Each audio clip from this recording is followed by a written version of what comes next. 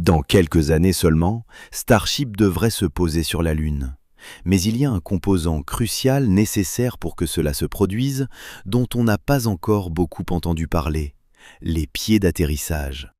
Aujourd'hui, regardons donc de plus près à quoi pourraient réellement ressembler les pieds d'atterrissage de Starship. Non seulement pour se poser sur d'autres mondes comme la Lune, mais aussi pour revenir se poser ici, sur Terre. Honnêtement, la première question que les gens posent quand on parle des pieds d'atterrissage de Starship est « Pourquoi ne pas simplement utiliser le même design que celui de Falcon 9 et l'agrandir ?» C'est une question tout à fait légitime. Sur Falcon 9, les pieds d'atterrissage se replient vers le haut contre la fusée pendant le lancement et sont maintenus en place par des verrous afin qu'ils ne puissent pas s'ouvrir accidentellement. À l'intérieur du système se trouvent des bras de déploiement télescopiques, essentiellement des tubes qui coulissent les uns dans les autres comme un vieux télescope d'espionnage. Lorsque la fusée se prépare à atterrir, les verrous se libèrent et de petits poussoirs donnent aux pieds une légère impulsion vers l'extérieur. Après cette première poussée, la gravité aide les pieds à pivoter vers le bas, tandis que les bras télescopiques s'allongent grâce à de l'hélium pressurisé, guidant les pieds vers leur position finale. Lorsque les bras atteignent leur extension maximale, des verrous internes serrent les tubes afin que la structure devienne rigide et maintienne fermement les pieds en place. Lorsque la fusée touche le sol, ses bras télescopiques se compressent légèrement, agissant comme des amortisseurs pour gérer l'impact de l'atterrissage d'un booster de plusieurs tonnes. Si la force d'atterrissage est plus forte que prévu, un crush core en nid d'abeille en aluminium à l'intérieur du système peut se déformer pour absorber l'énergie supplémentaire et empêcher la jambe de se casser. C'est une conception ingénieuse et elle a fait ses preuves au cours de centaines de vols avec très peu d'échecs d'atterrissage. Mais dès que l'on regarde ce qu'est réellement Starship, on commence à comprendre que des pieds de type Falcon 9 ne sont peut-être pas la meilleure solution. Falcon 9 a été conçu dès le départ pour atterrir sur de larges pieds pliants. Lorsqu'il se pose, les pieds s'écartent largement, créant une base très large. Cela signifie que les forces d'atterrissage ne remontent pas directement dans la fusée. Elles créent plutôt des forces latérales et des charges de flexion dans la structure. Falcon 9 peut gérer cela parce qu'il a été spécialement conçu pour et parce que le booster est relativement léger lorsqu'il atterrit, généralement autour de 25 à 30 tonnes. Le centre de masse est relativement bas et le véhicule est suffisamment étroit pour que, même s'il s'incline légèrement, les forces restent dans les limites que la structure peut supporter. Starship est une bête complètement différente. Il est beaucoup plus haut, large de 9 mètres et peut encore peser plus de 100 tonnes lors de l'atterrissage. Comme une grande partie de sa masse se trouve plus haut, même une petite inclinaison au moment du contact créerait d'énormes forces de levier. Si Starship essayait d'atterrir sur des pieds de type Falcon 9, la structure inférieure subirait d'énormes charges de flexion qu'elle n'a tout simplement pas été conçue pour supporter.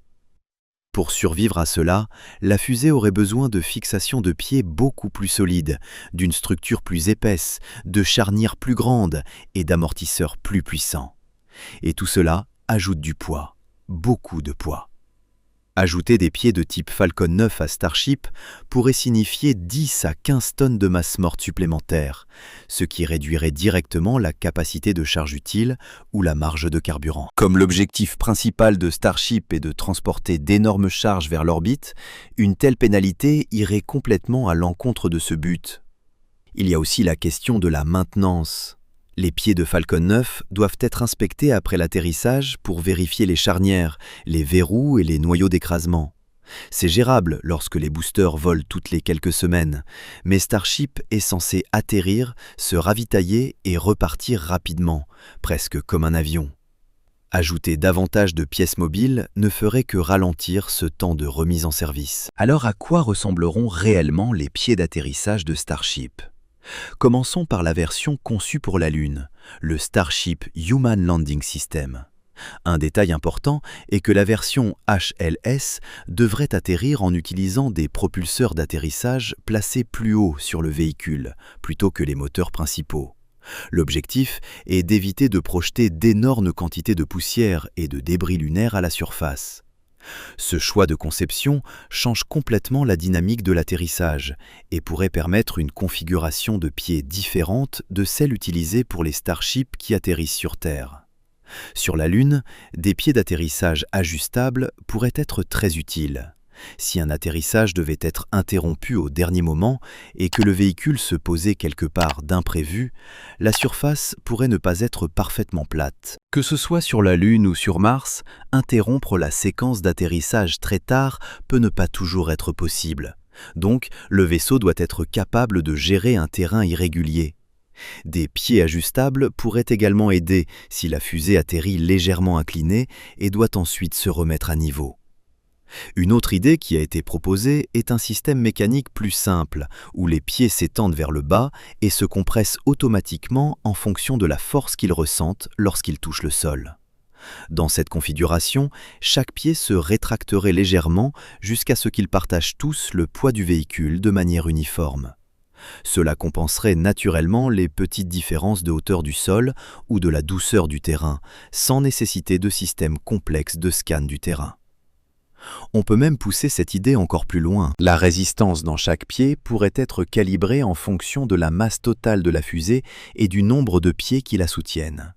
Chaque pied s'étendrait jusqu'à détecter la part de poids qu'il est censé supporter. Si un pied touche le sol en premier parce que ce côté est plus élevé, il se compresse légèrement, tandis que l'autre pied continue de s'étendre jusqu'à ce qu'il touche aussi le sol. Au final, la fusée se stabilise dans une position qui correspond au terrain situé en dessous. Cela dit, la version lunaire de Starship se posera probablement uniquement sur des sites soigneusement sélectionnés. Avant une mission, les ingénieurs étudieront la zone d'atterrissage en détail à l'aide d'images orbitales et de données de cartographie provenant de missions comme le programme Artemis de la NASA. Grâce à cette préparation, le vaisseau se posera soit exactement à l'endroit prévu, soit interrompra complètement la tentative. Malgré tout, le vol spatial consiste toujours à se préparer à l'imprévu. Les ingénieurs essaient de prendre en compte le plus de scénarios possibles, car lorsqu'on se pose sur un autre monde, il n'existe pratiquement pas de choses telles que trop de redondance. Dans l'ensemble, la conception actuelle du Starship Human Landing System nécessitera probablement des pieds d'atterrissage très grands, simplement à cause de sa hauteur. Le véhicule est extrêmement haut, donc les pieds doivent s'étendre suffisamment pour maintenir le vaisseau stable sur un terrain lunaire irrégulier. En raison de ces défis, certaines personnes ont proposé une autre idée. Et si l'on construisait une version plus courte de Starship pour la Lune ? Un véhicule plus court aurait naturellement besoin de pieds d'atterrissage plus petits et plus légers, ce qui pourrait simplifier la conception et réduire les contraintes structurelles lors du contact avec le sol. Avec un centre de gravité plus bas, le vaisseau aurait également moins de risque de basculer si un pied touche le sol légèrement avant les autres ou si la pente de la surface est plus forte que prévu. Pour un véhicule aussi haut, des pieds d'atterrissage très grands pourraient ajouter une masse et une complexité importantes. Il devrait absorber les forces d'atterrissage, se déployer de manière fiable après des mois passés dans l'espace et gérer des charges inégales sur un terrain accidenté. Un vaisseau plus court pourrait permettre d'utiliser des pieds plus simples, plus faciles à concevoir, à tester et à exploiter. Cependant, redessiner Starship en une version lunaire plus courte nécessiterait un effort d'ingénierie majeur. Même si cela peut sembler être un petit changement, raccourcir le véhicule impliquerait de repenser la structure des réservoirs, le système de montage des moteurs, souvent appelé le thrust puck, la tuyauterie des ergols et de nombreux autres systèmes internes. Cela représente énormément de travail et demanderait du temps ainsi que de l'argent, des ressources qu'il faudrait trouver quelque part. Comme la NASA a largement accepté la proposition de SpaceX pour le Starship Human Landing System, plus ou moins telle qu'elle avait été conçue à l'origine, il se peut que SpaceX n'ait pas beaucoup d'incitation à consacrer des ressources supplémentaires à une refonte complète. Malgré tout, c'est un concept fascinant et certainement quelque chose qui mérite d'être exploré davantage. Si cela vous intéresse, nous pourrions approfondir cette idée dans une autre vidéo, alors n'hésitez pas à laisser vos réflexions dans les commentaires. Quoi qu'il en soit, revenons aux pieds d'atterrissage eux-mêmes. À long terme, le plan pour l'exploration lunaire, notamment dans le cadre de programmes comme Artemis, inclut la construction d'infrastructures permanentes sur la Lune, comme des aires d'atterrissage ou même des installations de lancement. Avec des plateformes d'atterrissage stables et peut-être à l'avenir du propergol produit localement, de grands vaisseaux spatiaux pourraient se poser beaucoup plus en sécurité sans nécessiter une conception complètement différente. Sur le très long terme, on peut même imaginer quelque chose d'encore plus ambitieux. Une petite tour équipée de bras chopsticks et d'une table de lancement sur la Lune, alimentée en carburant produit localement grâce à l'utilisation des ressources in situ, ISRU.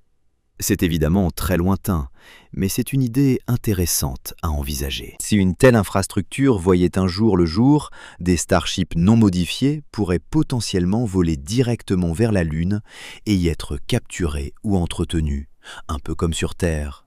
Et à terme, on pourrait imaginer un système similaire apparaître également sur Mars, même si cela se situe probablement à de nombreuses années, voire des décennies dans le futur.